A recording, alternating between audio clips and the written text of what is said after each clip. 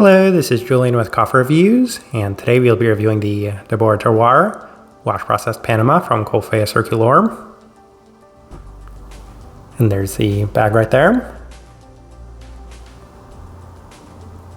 And Coffea Circulor, based out of Arendal, Norway.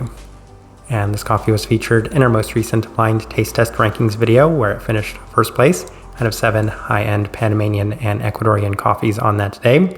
And going into that blind taste test, this coffee was actually the favorite to win, and that makes it all the more impressive that it did end up taking home first place.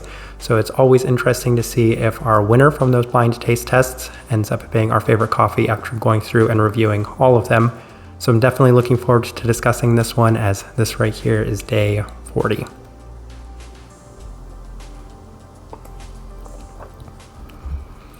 And recipe we went with for this one was Coffea Circulor's recipe, which is a 15:1 water to coffee ratio, brewed at 95 degrees Celsius, about 203 degrees Fahrenheit. And I had a very slight preference towards the Chemex, which would indicate a more medium grind for this one. And roast profile, once again, we have another coffee from Coffea Circulor, which definitely roasts on the lighter side of things, continuing to hold true to that term, Nordic light. So this is very much a light coffee, a very light coffee by most standards and metrics. With that out of the way, let's go ahead and start discussing this one. Day 17, first impression, and that was in the blind taste test. And what this coffee offered was a lot of the traditional Panamanian geisha characteristics with immense clarity.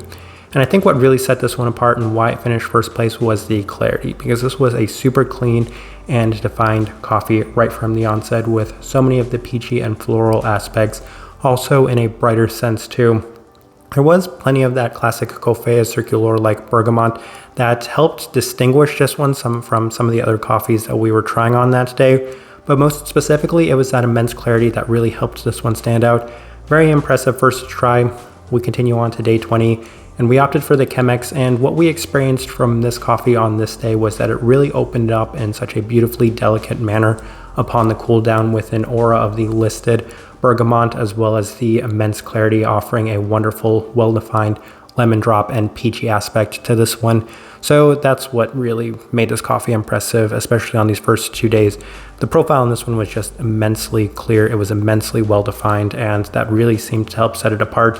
An abundance of white flowers with a slight herbality as well. Another really wonderful day of this one. 2 really impressive first tries.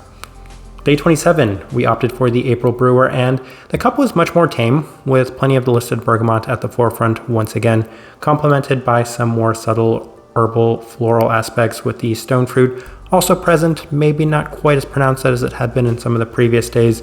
The citrus was the most dominant aspect on this day, so this one was decent, but nowhere near as good as those first 2 tries. So we continue on to day 30. This time we opted for the V60 with Coffea Circulor's recipe, and it was an interesting and complex coffee, as it offered an abundance of so many of Coffea Circulor's expected aspects for something like this, with plenty of that bergamot spice-like quality at the forefront, with even a little bit of this bitter herbality as well. After the cool down though, it does open up into a wildly intense peachy aspect, with plenty of the fresh fruit sweetness, and what I would describe as almost a sparkling Sprite-like sweetness, as well, as this was a very interesting, sweeter, somewhat soda-like attributes to it. But once again, given just how much clarity there was in this one, it felt extremely well defined. So this flavor note felt as on par as I think I've ever experienced from any coffee, tasting as in line with something you might identify as soda. Very interesting, very strong, very lovely. We continue on to day 33. As the cup continues to remain marked by that excellent clarity, it continues to offer an exceptionally well-defined citric-forward cup with wonderful Panamanian geisha-like florality, and even a slight bit of the sweeter cereal grain-like component.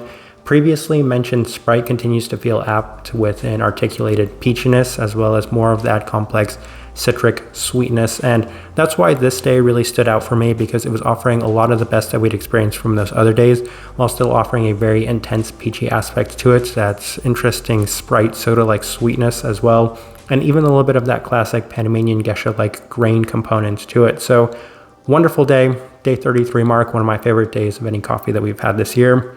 We continue on to day 36. Tried it one more time with the V60 at that lower concentration. and it continues to offer an abundance of flavors with plenty of the classic Coffea Circulor like bergamot aspect at the forefront, and the finish offering plenty of those intermediary stone fruit components. A spiced tea quality with a florality as well as a bright lemon and citric component are also extremely well defined. A lot of great definition in this one. Notes not necessarily repetitive, as this one just offered so many different aspects on all of these different days, even if sometimes they were slightly repetitive. At the very least, they were offered in a little bit more unique of a sense, but still with tremendous definition. All right, let's go ahead and put up the tasting wheel so you can see what we're getting. We have 3 level 5s. So why don't we start with the florality, level 5. Yes, it's something that we've only briefly discussed, but not anything that we've necessarily gone into great depth on. This just offers a lot of that white flower, that Panamanian geisha-like white flower aspect to it. A wonderfully well-defined floral component as well. So that right there, being at that level 5, yes, that's classic Panamanian geisha-like level 5 florality. What I was hoping for and expecting from a coffee like this. Citrus fruit, level 5. Yes, and while a lot of people know that I'm not necessarily the biggest fan when the citrus scores that level 5 mark, this one is a little bit of an exception because it was in a sweeter and much clearer manner than it typically tends to be for that component. So yes, it is one part in terms of that bergamot-like component, but in addition to that, this is maybe the best lemon experience I've ever had from a coffee because it did feel like a sweeter candied lemon. I mentioned briefly like a lemon drop, but in addition to that, that interesting sugary Sprite-like sweetness to it as well, that sort of lemon lime component. Wonderful in this one, and that really did seem to help the citrus fruit, which scored typically higher than I like, but this one I feel like is an exception because of just how nice that was.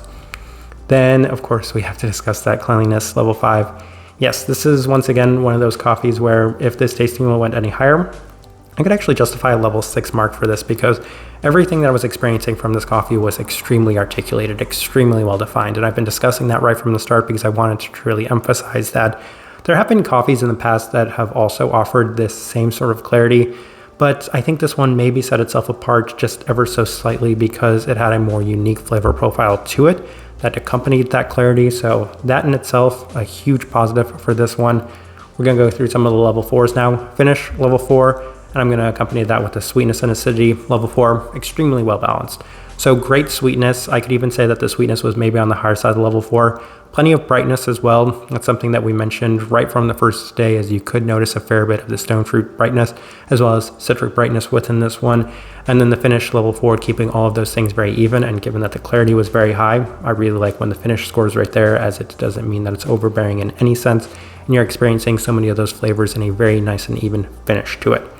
Spice, level 4. Yes, and that's a couple of things. That, of course, is going to be, once again, that Coffea Circulor bergamot-like aspect to it. But in addition to that, I think it really helped with the citric because it did seem to kind of give it that soda-like feel, that herbality, that interesting soda-like herbality to it. So scoring that there at that level 4, interesting. Typically not my thing, but I think it worked really well in this one.